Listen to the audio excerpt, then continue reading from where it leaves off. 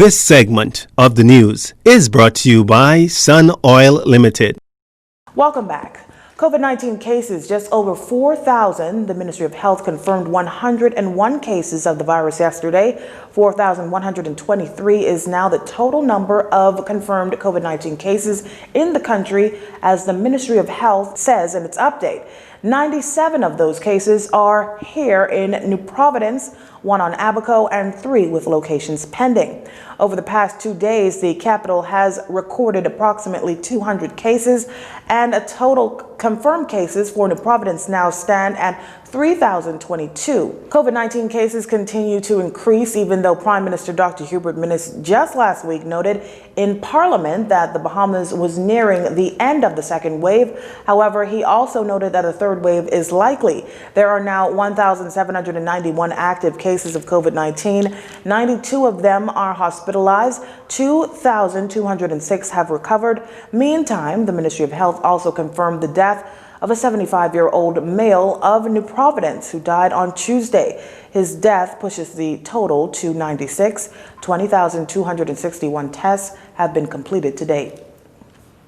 In crime news, police here in the capital are seeking the public's assistance in identifying and locating 3 male suspects believed to be responsible for 2 separate armed robberies which occurred yesterday. In the first incident, according to reports, shortly before 3 p.m., a male was in the parking lot of a business establishment in Nassau Village to complete a sale with a buyer who he met on Facebook. A male exited a black Suzuki Swift.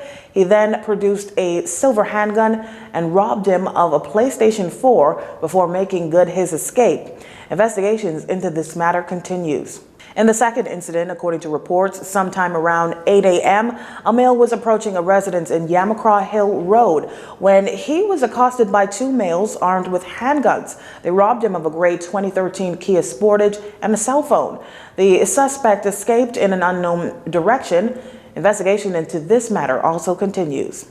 While throughout the island today, officers were seen stationed at major traffic points, according to Chief Superintendent B.K. Bonnaby Jr., with command of the Southwestern Division. He says that today's exercises is part of the Commissioner's Policing Plan 2020 to have traffic stops to ensure that drivers are following the rules of the road.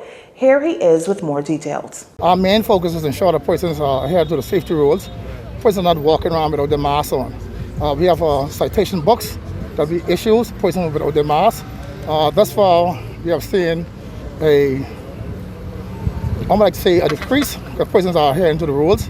They're riding around with their masks on. So at this time, we don't have nothing outstanding except the persons who are adhering to the orders. There have been mixed reports that officers were out issuing tickets for persons who may be driving unlicensed vehicles.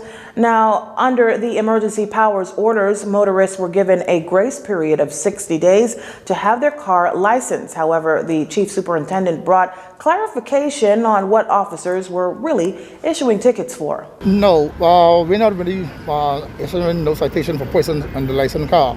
We just want to ensure that the car are insured. Okay, because you still have an accident, you still have to be treated as one and you need the insurance papers. All those matters for persons who are booked or are reported for traffic matters to be sent to the traffic division. And the traffic division then will in turn what they're going to do with them. He says police understand the orders of the Prime Minister, but encourages drivers to ensure that their vehicles are insured, as there is no excuse why their car can't, as companies are open for service. You're watching JCN News. Stay with us. This segment of the news has been brought to you by Sun Oil Limited.